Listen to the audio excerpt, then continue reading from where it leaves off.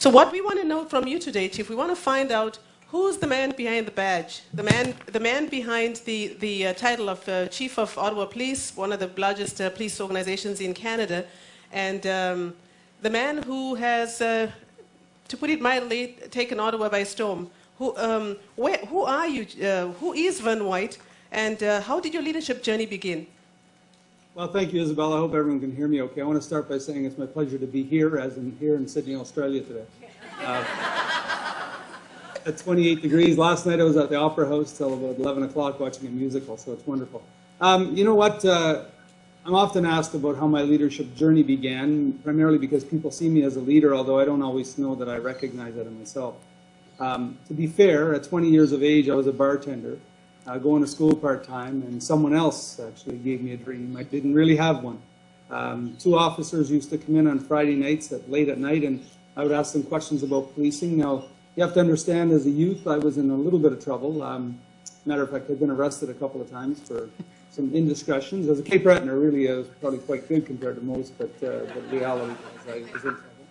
The officers used to talk about police work, and often I would have questions for them about policing. And one of them asked me if I wanted to do a ride-along, and I told them I'd already done a ride-along before. At least the humor's helpful, I guess. I'd done a ride-along before, and I told them that. I said, you know, you don't hire Mounties from my street, my community, and to be fair, from my family. So for me to tell you that it's a possibility or a dream would be impossible.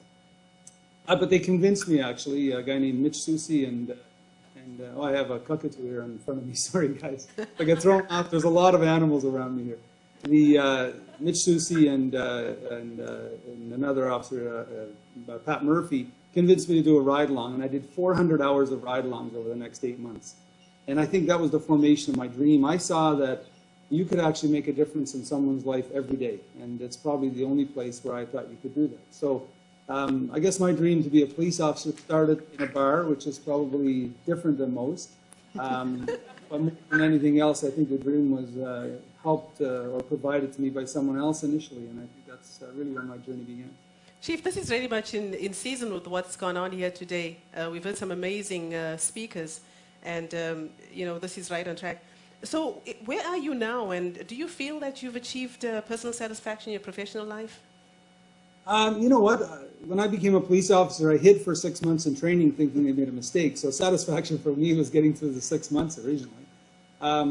My dream really, initially, I think, was more in line with how do you make a difference. And so have I made a difference? I think there's times that I have. Whether it was in Nain, Labrador, and introducing restorative justice to that community and getting a community to actually develop a restorative justice program. It was a dream of mine in 1985. It wasn't a dream of my supervisor at the time, as he told me I'd never get ahead thinking this way. In Inuvik, in Yellowknife, and assisting those communities in developing of restorative justice. Iqaluit, in recruiting an Inuit development program for recruiting of Inuit officers and some of the trials and tribulations. Durham, in the rollout of a restorative justice program there that's one of the most successful in the province. And to be fair, in Ottawa, my dream after a few months was to help the community build 2 youth drug treatment centers, which will be open in 2010. Wow. So I've always taken my personal dreams and tried to find out how my job or the position I held could help find or fund or build those personal dreams. Now, I think what's happened is along the way there's been some personal dreams like getting a degree. I didn't have a degree, and I was able to successfully get a degree and a master's degree, and in fact I'll be finishing my doctorate in the next year. So my personal dreams were something, to be fair, I never thought I could dream about, like getting into the RCMP or being a police officer in the first place. It's almost like it gets in the way of some other dream, like rolling out programs in communities. And I remember when I started in Ottawa and I said the greatest crime prevention tool we could ever build would be a youth drug treatment center. And many people said, what the hell are the police trying to get involved in this for? And me saying it'll be a crime prevention tool that will reduce for every addict who's in treatment 4 to 8 crimes per day.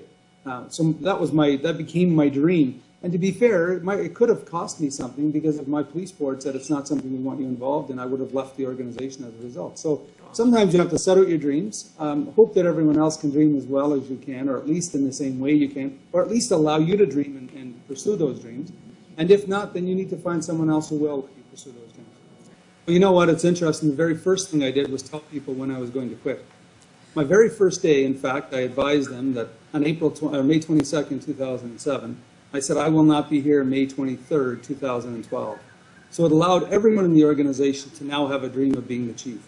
Instead of doing that, if I looked at how do I extend my contract, how do I look for renewals, I would suggest that instead of them having a dream to be chief, they probably would wonder when my dream would end, and possibly even look at how they assist me in my dream of ending it. So for me, it was important to give everyone the opportunity to understand that I'm going to leave in 2012. They have an opportunity to be chief. Here's what's required. Have courage, take risks, embrace change, fail, because you will fail. We all fail. I fail every day. There's not everything I do, not one day do I not fail at, but every single day. And if they do that, along with getting the education and possibly language requirements for the chief's job, they have an opportunity to actually fulfill their dream of being chief. Instead of, and many leaders, we see it in them, they will look at how many years they can possibly be chief. And I worked actually for a commissioner who talked about wanting to be the longest serving commissioner ever. Well, I can tell you, none of us ever dreamt of doing his job because he would have to be commissioner 17 years. So that's the first thing I did. The second thing was give them the opportunities to actually fulfill some of the smaller dreams they may have. Like yourself, Isabel, getting a degree. I mean, right now we have, I think, 13 or 14 people doing a university degree through Australia. And next year we'll roll that out, probably another 15 officers. I think we have 8 or 9 doing a master's degree and 1 or 2 doing a PhD. And we're trying to assist every one of them financially, but as well giving them the opportunities to work in roles that assist them in getting their degrees and education, and as well opening some experiential doors along the way. So I think it's a multi-pronged approach to showing an organization that your dream can be their dream and vice versa. One last thing I'd like to ask from the participants here in the summit, the 3A summit, is there anything that we here, the participants, can do to help you achieve your vision? Don't allow those barriers to stop us. Look to others to help fulfill or help build upon our own vision or our own dreams. And more importantly, and in the city of Ottawa, I see this, look at the collective needs of the community. Drug addiction and homelessness have become someone else's problem in our society. The reality, it could happen to any one of us, any one of our children or grandchildren or nieces, nephews, or friends' children, any day. So look at the collective challenges and understand that we have a part to play regardless of where we grow up, what school we went to, and who we are. Make our future everyone's future. And honestly, it'll be a better place to live, which will make it a better place to police and make our job that much easier.